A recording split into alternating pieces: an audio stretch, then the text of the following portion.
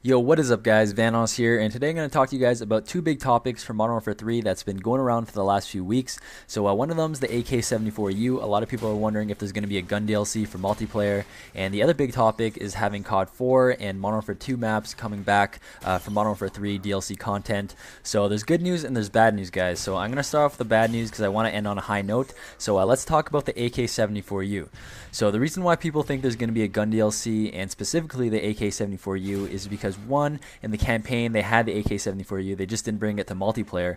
And the second reason is because on their Facebook page they posted a picture of all the guns in Modern Warfare 3, and that picture had the AK-74U, so people were kind of putting together a puzzle and jumping to conclusions thinking they're going to have a gun DLC.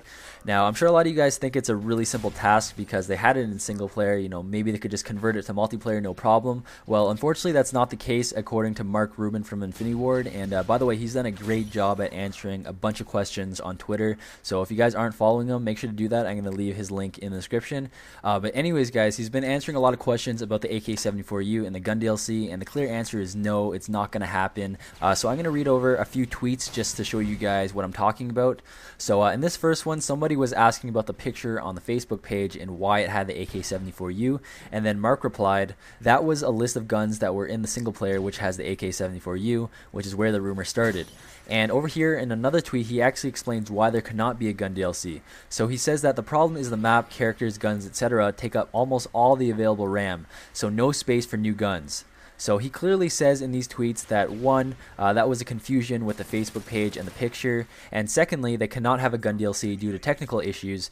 And one more guy asked him a question about why DICE and Battlefield 3 could actually have gun DLC, and he replied that if they plan on selling guns after launch, then they have the game ready for it. We didn't plan on selling guns. So it's something that they had to plan for before the game came out and construct a game based around being able to have gun DLC. It's not something they can magically add in.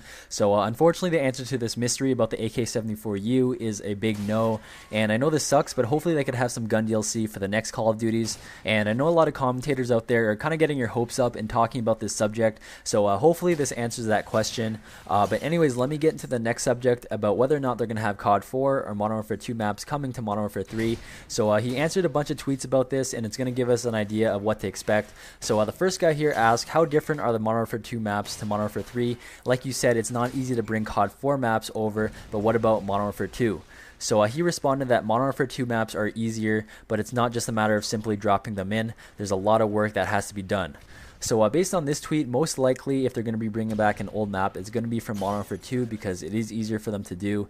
And he also talks about how it's not a really simple task. So I would think if they're going to bring any maps at all, they're only going to bring back one or two.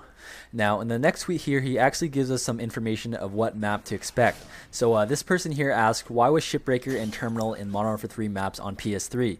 And he responded, prep for upcoming maps. Terminal is still on the fence, but we are ready to launch that one.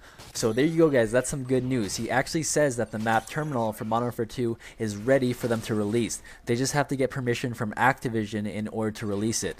And I know it doesn't say that they need permission from Activision in this tweet, but I actually read it somewhere else in one of his other tweets, so I know this is confirmed. He's actually just waiting for permission from Activision to be able to release this map.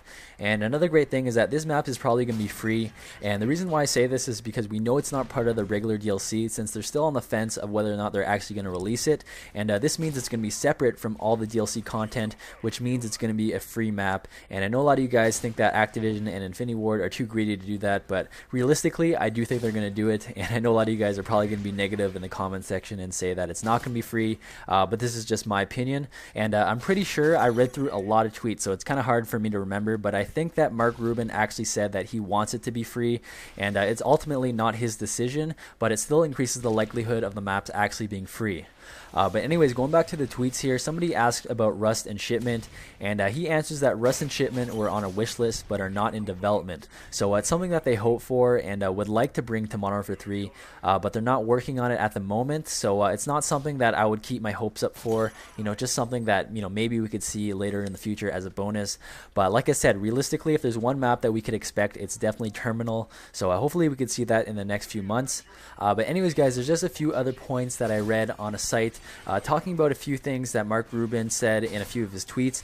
And one of them is that they're actually trying to have face-off implemented into survival mode, and that would be pretty good because I find survival mode's always a lot more fun when the maps are smaller. So that's good news. Hopefully they could do that, but there's no promises. And one more thing is that they actually just had a patch update, and the only thing that's worth mentioning is the fact that they reduced the blast radius of Deadman's Hand by approximately 25%. So this is great news, even though I think it's bullshit that they have that thing in the game. But anyways, guys, hope you enjoyed this video, and I hope it was informative. I know a lot of commentators haven't talked about these subjects yet, so I would really appreciate if you guys could leave a thumbs up, show your support for the channel. And if you guys have some more time, make sure to go check out the other videos right here. I have a pretty sweet shotgun montage and another video talking about some zombies confirmed information.